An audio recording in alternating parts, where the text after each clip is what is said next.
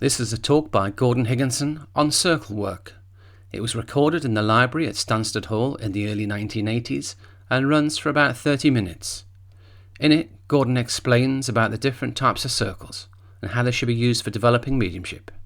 He discusses the differences between meditation circles, developing circles, and home circles, and when each is needed during a medium's development. He also discusses the right type of circle for absent healing. He talks about opening up and closing down, plus the importance of discipline. And he also discusses the need to push mediums to reach their full potential, which he illustrates by talking about how he steered the development of Gerard Smith, who is one of the finest mediums demonstrating today. He shares how he gave Gerard the most challenging of sitters to push him with his mediumship. Gordon was one of our finest mediums and he trained many excellent mediums. This recording gives us a unique insight into how he believed mediumship should be developed, as well as some of his training methods. As with many tape recordings of this era, the quality is not that good. In addition, it was recorded during a tutorial, where some of the students are working, so you can hear some voices in the background. That said, it is a recording of significant historical interest, and is well worth a listen for a fascinating insight into how Gordon helped train mediums. I hope you enjoy it. Every week at the same time. You can sit any time you like, as long as you guide it correctly and build the right conditions. So that this is one form of development. It doesn't depend upon everybody being there at a certain time. You can sit quietly in an evening, in an afternoon, in a morning, because the same principle is adopted. And that is to sit sincerely and honestly and to try and get a communication. Now, when it comes to a developing circle in a church where you're going to develop, then you should not go to the developing circle to sit in meditation. A developing circle is not a meditation circle. A meditation circle is precisely what it is, and that is the circle for meditation only. Don't form a meditation circle into a developing circle. They're two entirely separate things. So that you are taught to meditate. And when they think that you are ready, you move then into the developing circle. Now why? Because the spiritual side of you has to be put right before you sit. So that you're getting the right people in the developing class that have come through meditation, that are spiritually inclined, and therefore they move into the developing class. Now the developing class is to develop you. That's what you're going for. Then when you are partially developed, probably can't be developed, you then sit to enable others to develop. So not only do you want sitters that are going to develop, you want sitters that are not going to develop, that are going to provide the power and become the people that will help the others. So a developing circle really is something that goes on, never stops, and people move out of it for practical work, and I'm going to show you what you do. They come into it as new people, move out of it if they progress, but you usually have a basic number of people who sit permanently, and their job is to hold the circle to allow people to filter through. So you've got a group of people reliable to help others to develop, and that's their job. So in my own case, for example, when I had a circle, I handed my circle over to various other people, and the sitters that were there were permanent. But the people that were mediums, I kept pushing them through, so that from meditation to the developing circle to other circles. So the developing circle is where you begin to learn how to be practical with your work. So that when you go in, it's work from the moment you sit down right the way through on your spiritual gifts. So then, when the leader of the circle thinks that you need more practice, you move out of that. And occasionally they will send you back, only that you might be able to use the power again. But they move you out. How? To work like this. Or to work like that. Or to start giving sittings to enable your work to now become practical. Put you on the platform with a chosen audience and say, right, we're going to start your work. and then keep on watching their weaknesses, making them do it right, and then say, right, go back into the development circle. Put you back in the development circle for a few weeks to remain quiet, come within the power, and then put them into an open circle to see how they work. So that you're moving them around all the time, so that they're getting used to working with the power, they're getting used to working with strangers, that you're picking out where the weaknesses are, then it becomes correct. You see what is happening in many cases. People sitting in developing circle, and nothing's happening. They're continually sitting and nothing's going on. You see, you have to be moved all around. Now, what we used to do when I was young, my mother would put me into one circle. I sat in 3 circles a week when I was only 10, 12 years of age. 8 when I started, 6 when I really started, 8 when I began to go to 2 circles, and then eventually into 3. One was a closed circle, which was a private circle. The other was the developing circle. And the other one was a special circle with my mother's. So I sat in 3. And then when I began to work, I was then moved into an open circle, which was controlled.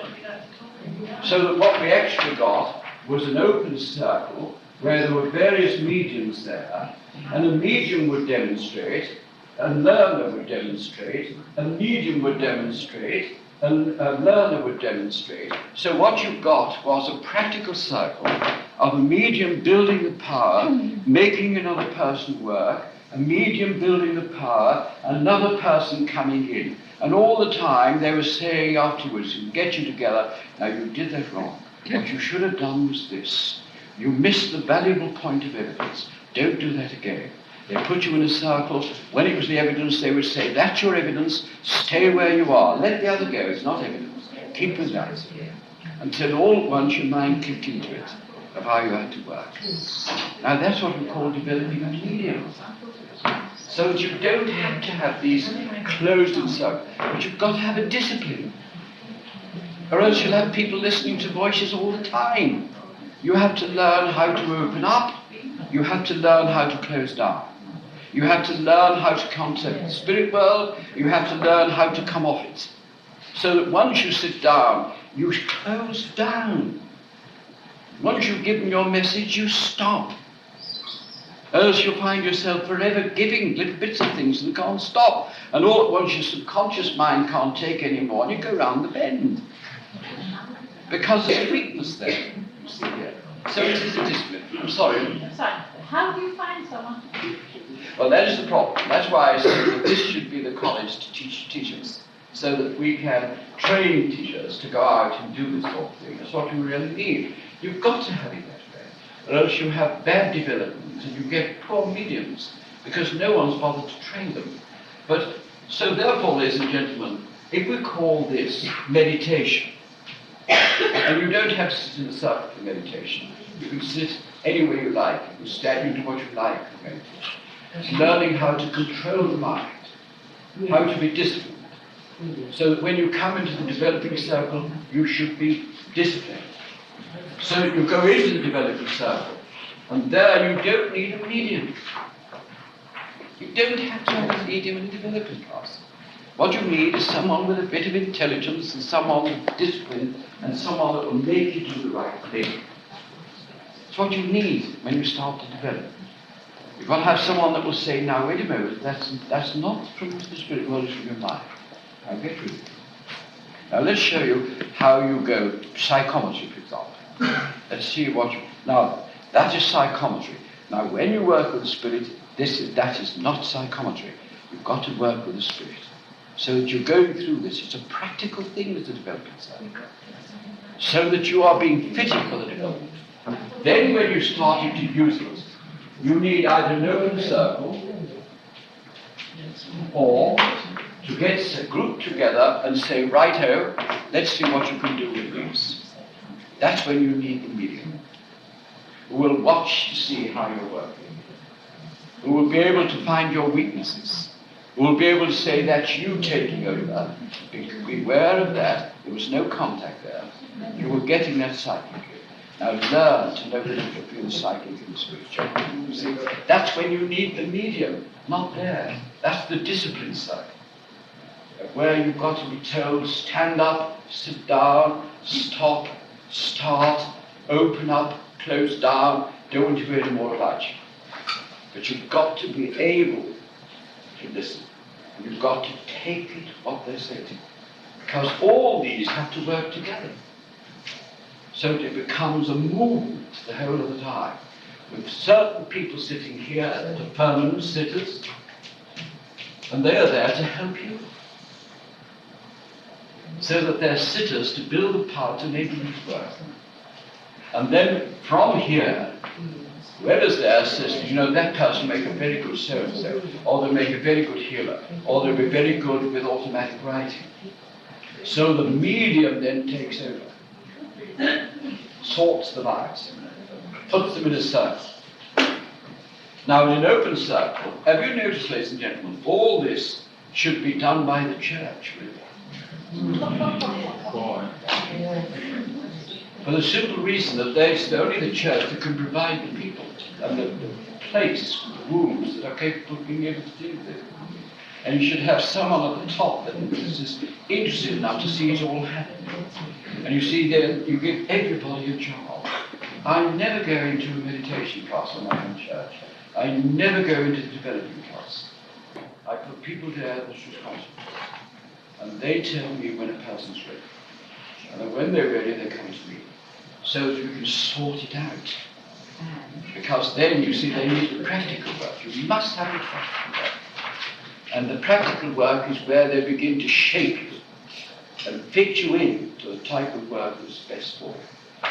Then, if they find that you're a trance medium, then you need a special circle.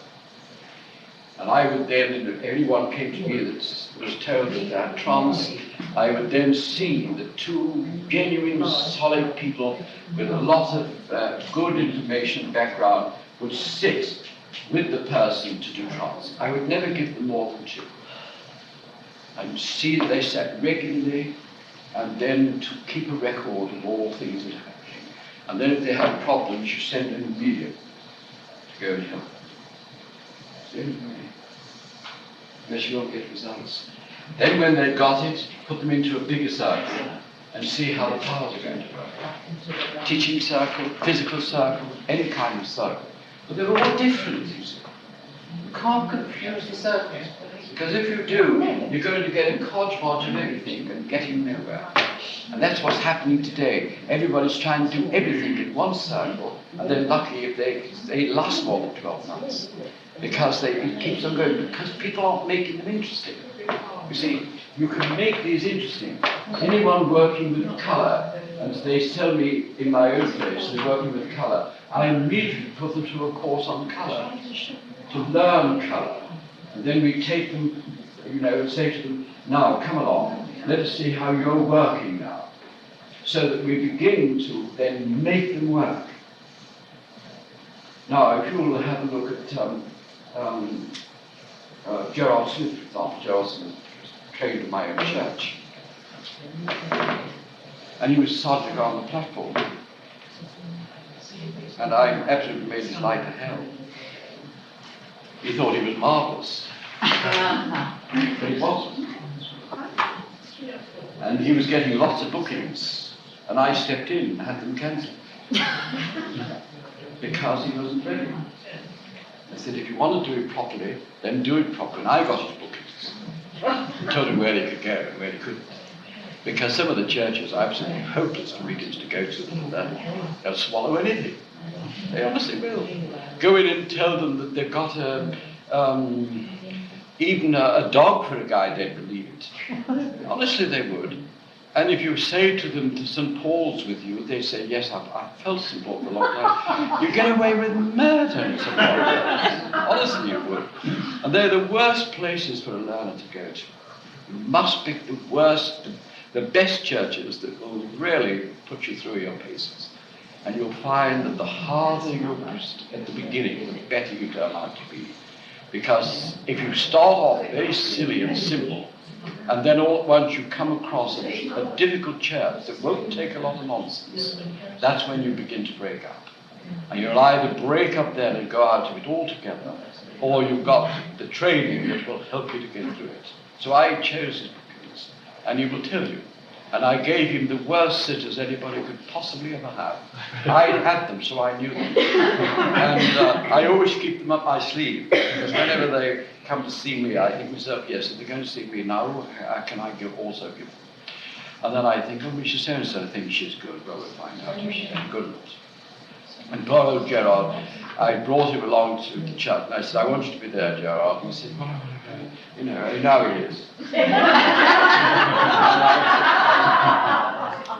Just come, Gerard. So I'd given this man a sitting. I knew him quite well, and there were various things, and he's a very difficult man, very well known. And he's one of the headmasters of one of the most important schools in Great Britain. And Gerard didn't know this. He was a very simple man. That's why I liked him. He doesn't look the part, really, but he really is. And I thought that'll defeat him. And so he sat there, and this man never replies. Very helpful. Never replies. He always says, carry on.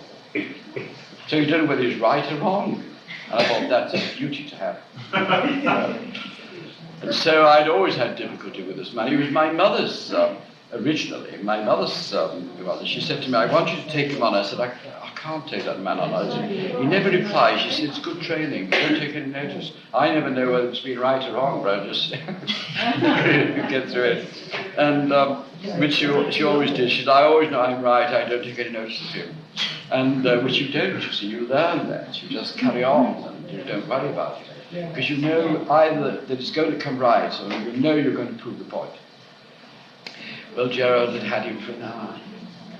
And he comes downstairs, so pitiful, like a lovely little dog. The guy. And he said, I haven't got anywhere with him. He said, and I can't get a reply. He doesn't reply. I said, no, that's all right, carry on. Oh, he said, exhausted heaven. He said,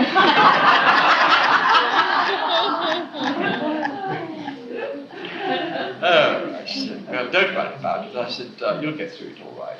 I said, anyway, I'll go and see you. So he said, and he's brought a parcel, and he said he's asked him to try and find out what's in the parcel. I said, oh, yes, I've had it. So I said, what did you get? He said, well, I don't know whether I'm right. So I said, you tell me what you got. So he did, and he said, well, am I right? I said, well, I'm not telling you. Well, you've got to tell me, do you think you're right? So he said, well, I think I am. If I could just get a little bit of, help, I think I could get it. I said, well, you're not going to get any help. I'm sorry.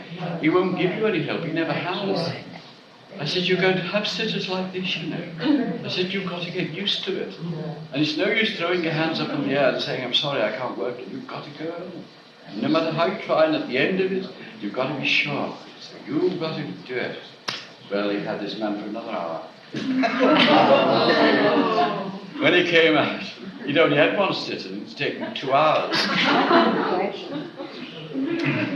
I said, what have you learned? Oh, learned.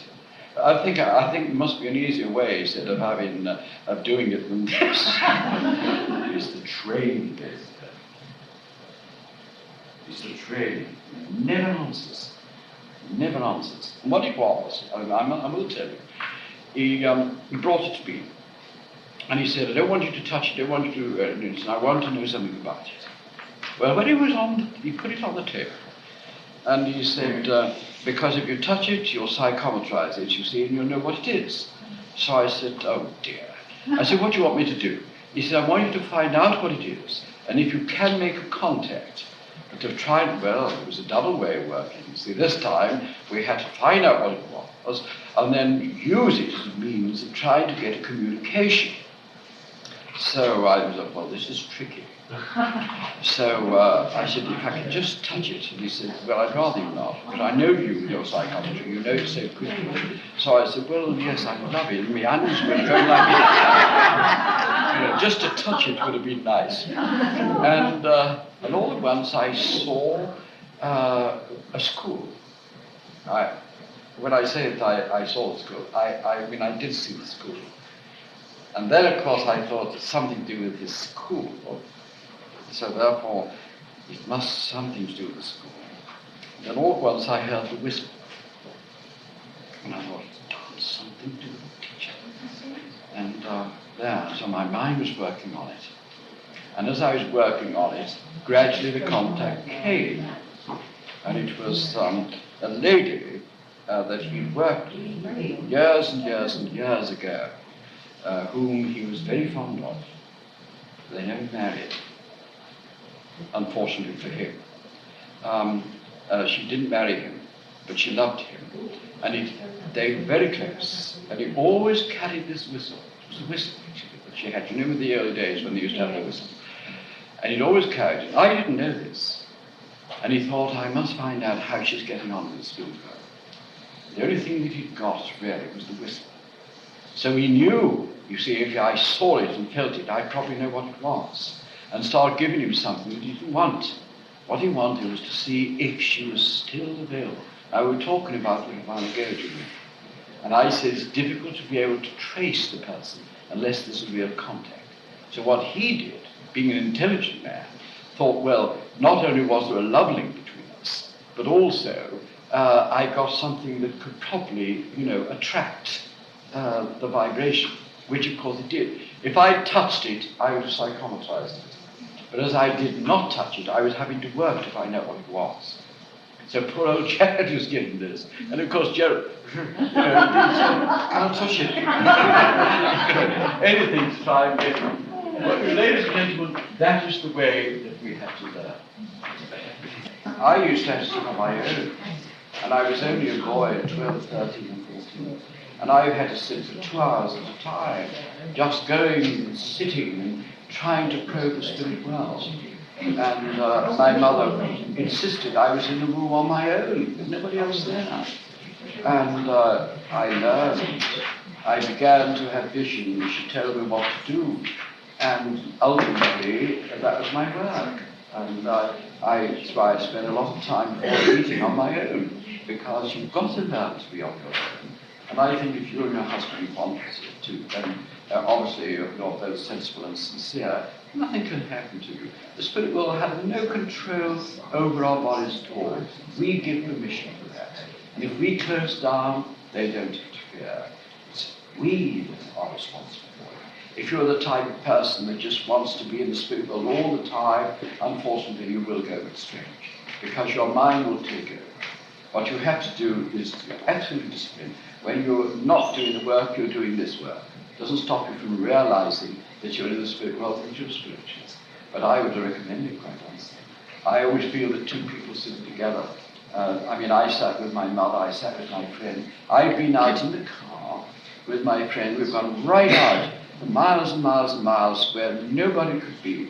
And we put our car and we've sat there. And ladies and gentlemen, we've had the most marvelous times. Because you're sitting in the harmony of it and in the beautiful nature, and you get most marvelous revelations from the Spirit. And just two of you. If you have more, sometimes you can break it. And on your own, the two. Marvelous, nothing wrong. When we're touching trance, of course, you must have discipline.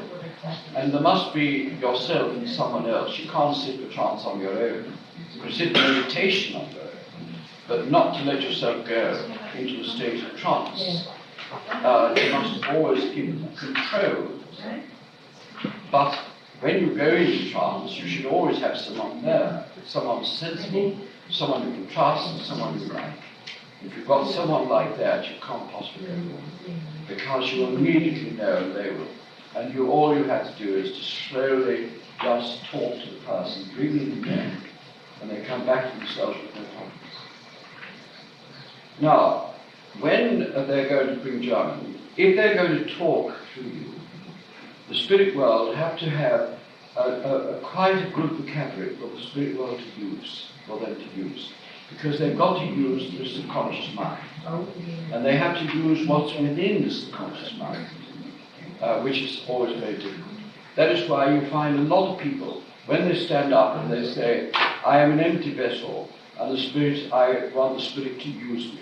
And there's nothing there. Get a lot of people that say, I never read books, I don't read about spiritualism. And when you listen to it, you can well understand there's nothing there to listen to. And quite honestly, the spirit world are having difficulty because there's nothing there for them to use. And you've got to give them something to use. It's got to be some instrument of some kind. Going on to that subject, really, I'm coming back to circle work. Oh, yes. What type of circle is right for a mental? Then you want a developing circle. You want meditation, a developing circle. Yes, and then going into a home circle. Well, a home circle, if you're going to have a home circle, you see the origin, the idea of a home circle is for normally either for trance or for teachings or for physical phenomena. Mental mediumship is that you are trained to use your gift to become a channel where the spirit world can contact and deliver messages to people. That's what mental mediumship is. So that if you sat in a home, unless the spirit could sort of deliver messages, you are going to waste your gift. Yes. You see, so it is a question that unless you have another gift, I wouldn't recommend you to have a home circle unless you're going to go on to something else. Because all you need, you see, is that. And then you can have a little home circle or a little circle in your house where you invite friends. And that you merely sort of contact and get the things through. But a home circle normally is for either trance or for higher teachings or for probing into the other world. But it won't improve your mediumship unless you want to use that as a development circle, as long as you do practical work. If you're a mental medium, you've got to have practical work. Because you need to develop that sort of mental side of you, which is going to really be vision, clairvoyance, clairaudience, and all that sort of thing. What you need now, and this is where it moves, you need a little circle that is there for you to get contact with those that are working with you. In other words, you've now got to find out who is working with you. And you've got to learn now how to be overshadowed by the Spirit so that your mediumship will develop more so.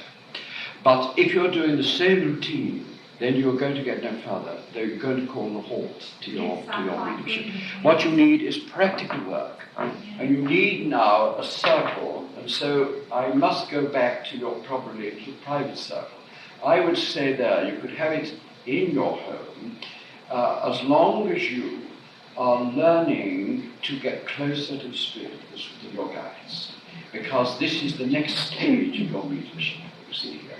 But perfect your mediumship that you've got on the mental level by practice all the time. So that is working. Then you've got to improve the whole thing. And so what you need is this relationship. And I would suggest if you're going to have a home circle, then I would most certainly take a home circle, probably about 3 to 5 people, and sit quietly for your development, nobody else's. But what you can do is you have the working circle, and then sit quietly with probably 1 or 2 to get a close relationship with you and your guides. You see, I emphasize this very much because I like our mediums to work very closely with those that work. And you can do that privately. But if you are a circle, you don't want to develop a circle. You want you want a working circle. Absolutely work. And then go into your private circle to get your deepness of your own mediumship. And that's where you want to know who's working with you and to get a very close link. Gentlemen back. Absent healing circle. Yes. Circle to conduct absent healing. Yes. A lot of people work very badly. Meditation circles are excellent to use for absent healing. So you go into meditation and then you use the power towards healing, so that halfway through your meditation you then turn to direct the power to where you want, you see. So it has to be done. You can't just say, I want everyone to feel the power. You've got to direct it. And your mind has to be able to direct it. And as you so do, you have to open yourself up.